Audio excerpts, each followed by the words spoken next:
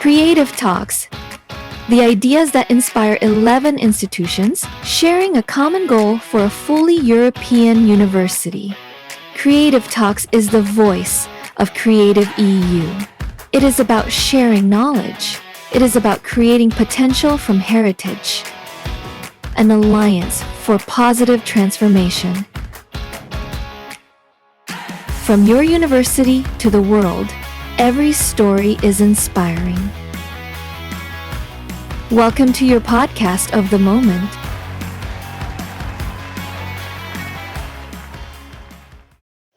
In this episode of the Creative View podcast, we explore the idea of landscape through an interdisciplinary conversation that brings together philosophy, archaeology, and art history. The discussion emerged from a collaborative academic program focused on ecocultural heritage and environmental humanities, where landscape is approached not simply as a scenery or geography, but as a complex field of relations between people, environments, memory, and cultural interpretation. Three scholars offer their perspectives from different disciplines. Paulo Furia, a philosopher working in environmental aesthetics, reflects on landscape as a relational space shaped by perception, interpretation, and cultural imagination. Adrian Kobetic, an art historian and curator engaged with contemporary art and public space, approaches landscape through the lenses of visual culture, interpretation, and the meanings that emerge in public environments. Lucia Nováková, an archaeologist and heritage scholar, considers landscape through long-term human interaction with environments, exploring how ancient communities shaped and understood the spaces in which they lived. Moderated by philosopher Jana Vidrová, the conversation revolves around three guiding questions. What does landscape mean within different disciplines? Where do we draw the boundary between nature and culture?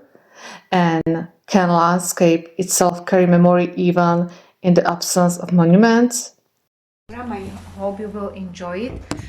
And now we will have a discussion on our topic from the different angles, because all of our members of this discussion are from different fields. So I will start with the introducing our guests. Some of them you will meet also during the program tomorrow and other days.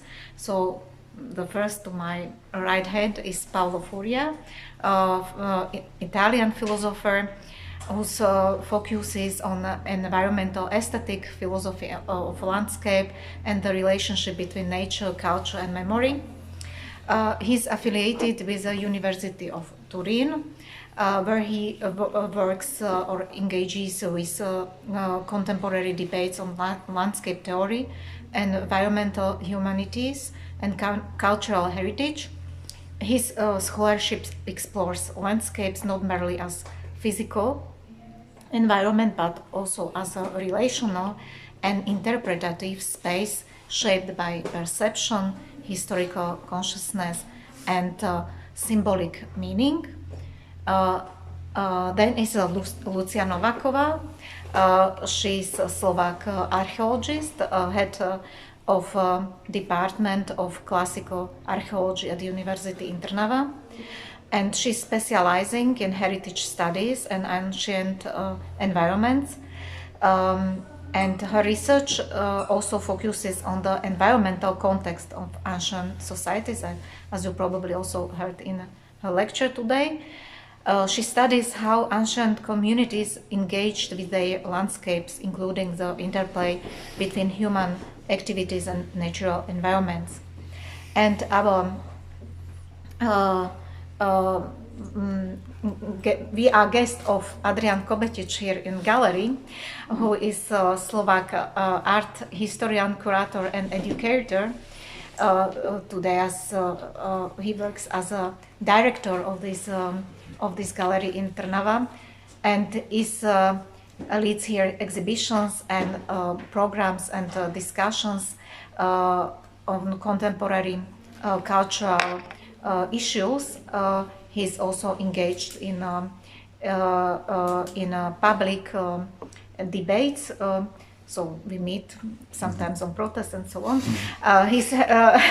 His research also interests include medieval and contemporary art, methodologies in art history, art interpretation, especially semiotics in iconology, and art in public environments, especially within the Central European context. So I'm very happy that we can discuss from these different angles the topic of our program. So I will start with a question about landscape. What does landscape mean in your profession, and in your own understanding? So how do you work with landscape? When you work with landscape, what does it mean for you? How do we do? 2 minutes, 1 minute, 2 minutes? What do you think? As you want. We have time. We have 1 hour. Oh, okay. So maybe Three, four areas for discussion. So, but we can then follow up discussion according to your answers. So. Okay. Good. So let's start like that. Yeah. You wanna start? Maybe I can start. Yeah. Okay. Thank you for your invite. It's really difficult for me to discuss about a topic of landscape, because it's one of the most crucial topic in art history. What is my scientific discipline, and I'm caring about this methodologies of this discipline.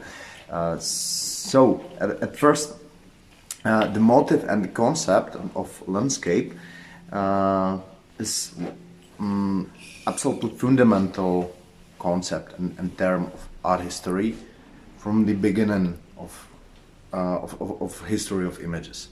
But maybe since 70s of 20th century, there are 2 areas or concept of this term in art history in the world, and in maybe in Slovak art history. First, it's something like pragmatical concept of art history, and second is maybe aesthetical or art historical philosophical concept. And the first, this pragmatical, is based on the historical monument care system and chained to the law in act for preserve historical land. Yeah, it's this term is organized by law. It's very specific because not a lot of concept in art history is based on the law system. Yeah, and this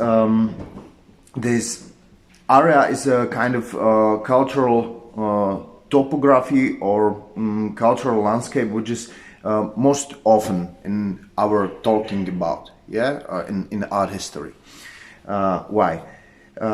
Is related to the act on the protection of monuments since the 1991, continuing to the UNESCO discussing. Maybe you know this UNESCO manifest about caring about cultural landscape. Yeah, it's the new point of view to the landscape. Not only art history and concept like a motive, in painting, for example, but new way of thinking. And the second one area is maybe the concept of land like space, open space, where is situated the art, and what is the contemporary art in dialogue. What is in dialogical relationship with contemporary art? maybe since the end of 70s, continue to the works of Rosalind de Krauss, big name of art history, about sculpture or art in expanded field, out of the galleries to the landscape, like a open concept. Yeah, it's maybe this is about two mainly areas, but it's really stressful for me talking about this concept and sitting next to two phenomenologists, because phenomenology of landscape is really influential concept for art history in second half of 20th century. Yeah, it's about interdisciplinary in the thinking about. Right. Yeah. So very nice, and I also agree. For example, to the concept of cultural landscape. I am archaeologist, so for me, the landscape is also something a bit different. Maybe something also connected to what Adrian said. We have landscape archaeology. Landscape archaeology focuses somehow on the spatial analysis between on the settlement, the ratio, how far were these settlements. You can use GIS, you can use LiDAR and other high-tech methods. So all this, and you get the information, which is quite in a huge sphere. Also, landscape for me as archaeologist means that it's a record of the human traces in the nature. If I would put it in this way, so I try to track down this record. Sometimes it works, sometimes not, because it's like the mosaic. You will not have all the time the same picture. Landscape in the past was also different. Landscape nowadays is different in the form. And what I say, it's mostly that I connect to the landscape in physical form. Also in archaeology we have this post-processual terms, and we use landscape as symbolic meaning. For example, we can speak about statuary landscape in ancient Greece, or the civic landscape. So we use this concept in symbolic meanings, and these two are quite a bit different, but somehow they connect. So for me it's like the layers of that human traces, and I focus how to track it on time, let's say, not and try to, let's say, compare to the present as well, with the difficulties that in the past it was something else, because we recreate the space, we influence it very much. For example, since the Neolithization, we start to create cities, or like we gathered and create settlements where the people concentrated. So we can trace this a long time ago, and they are. So it's very difficult to define what is landscape, and it's changing. The meanings are quite a lot of. Okay, maybe follow it. No, yeah, thank you so much. I will go back to your idea of phenomenology also, because in this difficulty, what I think about landscape is that should be considered landscape as a term fundamental to all philosophy and not just to aesthetics. I work basically on aesthetics, but the point is, strictly speaking, philosophical. And the point is this one. Landscape lives within a structural ambiguity. And that ambiguity is that also in our everyday language, also in our everyday use, we use the term landscape to speak of two things. One thing is the actual shape of the land. That shape is an ongoing result. And here we go to discuss with the archaeology and the traces coming from the human, but not only the traces of the human, I mean geological traces, vegetation, demography of humans and non-humans, everybody and every human and non-human actor or actant, to follow Latour, imposes some traces on the landscape, and the landscape is the shape. But we also mean another thing when we use the term landscape, which is the representation. So the point is of art history, the representation of the shape of the land. And the representation is already a double of the shape of the land. Mm-hmm. As much as, I don't know, a photography or a painting portrait is a double of my face. But you can say that my face is my image. And the landscape, in the first sense, is the ontological meaning, the ontological face of being. What we can see of being is a very big term in philosophy, being or not being. But in this sense, being is very concrete. Being is what is there that we can perceive thanks to the fact that being self-presents itself. Now, in philosophy, this point of which is the relationship between being and appearance is not just an aesthetic discussion. That is a basic fundamental point of philosophy. And the point is that here we've got a specific locus where the dialectics between self-presentation and representation enter into a dynamic interplay. Because appearance, in the sense of what has been represented, enters under the form of, project, for instance, or interpretation, into the shape of the land, modifying that. Mm-hmm. And that has also led a few traditions towards the idea that landscape is merely a construct, a representational construct. And I believe that is forgetting that the first gesture is the donation of appearance from the part of being. The first part is self-presentation. In German term is Darstellung. Mm-hmm. And the Vorstellung is then how we interpret that. Mm-hmm. That moment in the landscape are there together, and that ambiguity is so generative from the philosophical point of view.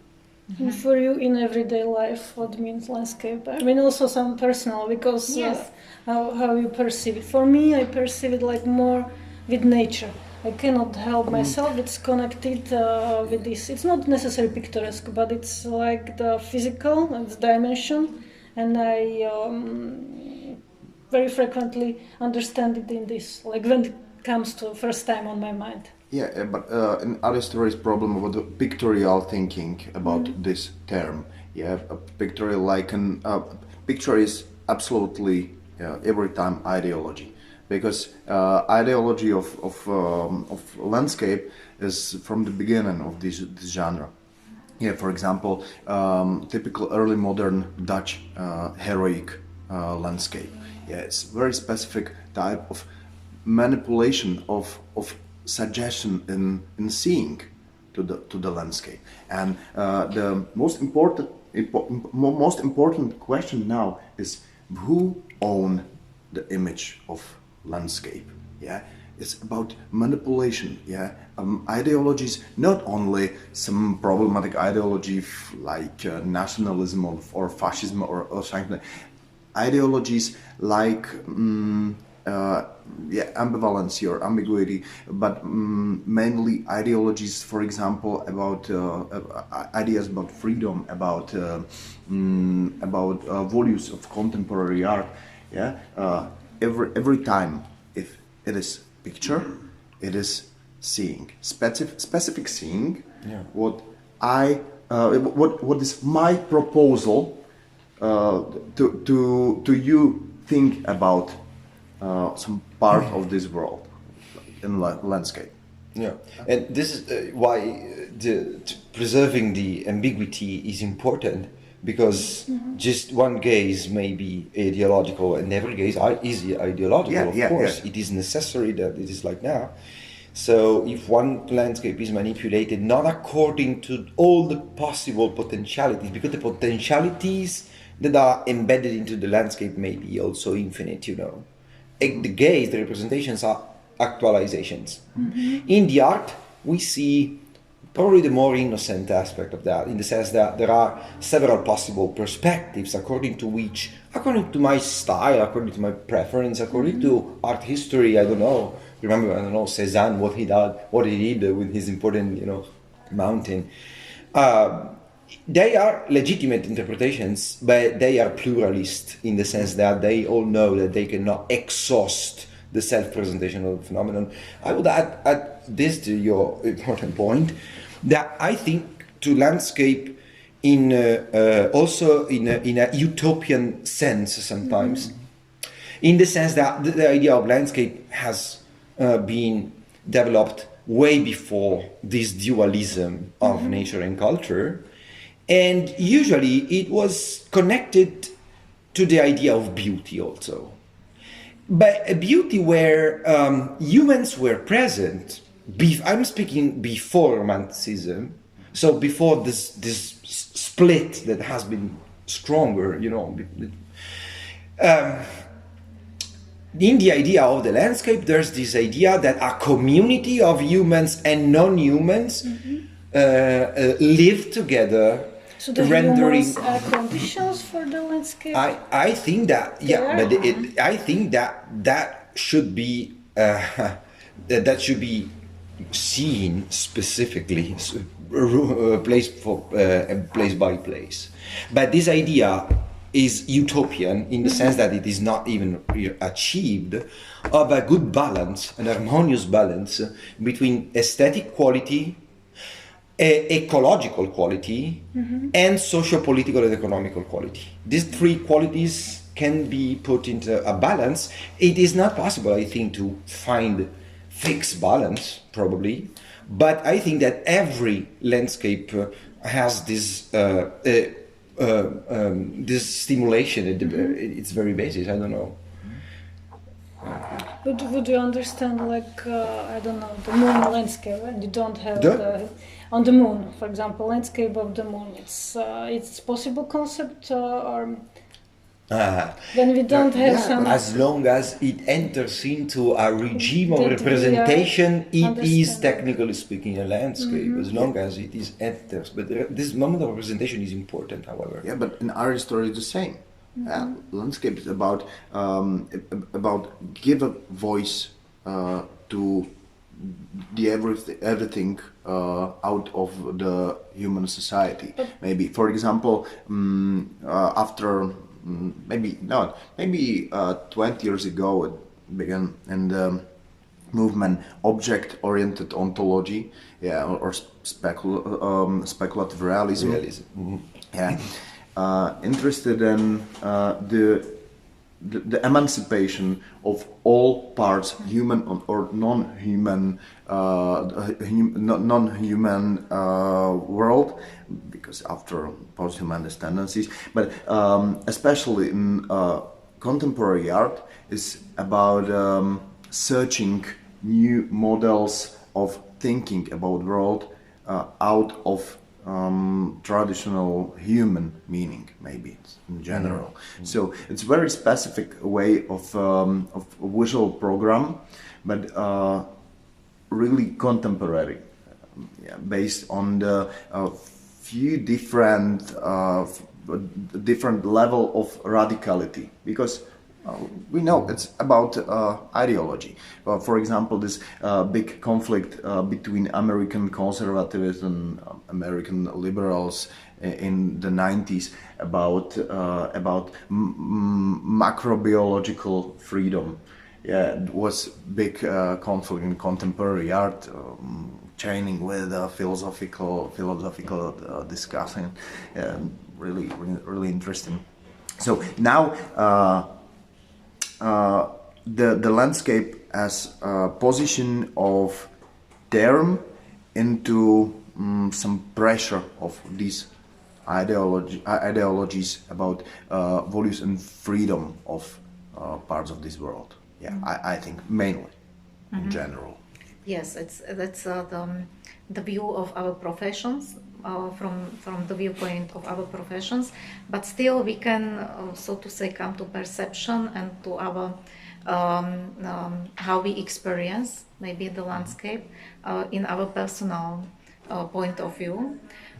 So how maybe this other part when you look at the landscape and or from this side, from the personal point of view. Well, in my case, landscapes are like invitations to go there with my Yeah, feet. of course. In the sense that this is another philosophical You issue, sense quite it. important. Yeah, the point is quite philosophical, also quite important in philosophy, which is the scopic, the visual reduction of landscape. You see, so the fact is that we are used to consume places as if they were postcards. And we do that also when we go with our feet sometimes, because our expectations we build of the world are basically produced by means of visual or audiovisual media.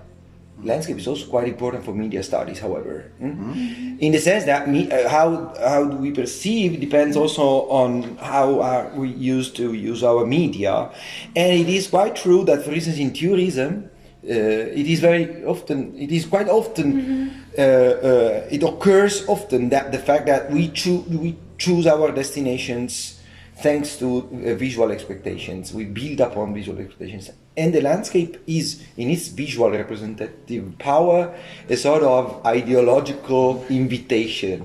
Once you have the opportunity to go into the landscape, you've got that opportunity of challenging your expectations. And that moment of contrast between the reality, the three-dimensional and pan-perceptual reality of landscape and the visual representation we had before is a formative moment. Also when it entails negative aesthetics. Also when representation was so beautiful and then you go there and you see that there are maybe conflicts or issues going on, and that is formative, that is generative, because that is educational with respect to our way to behave in space.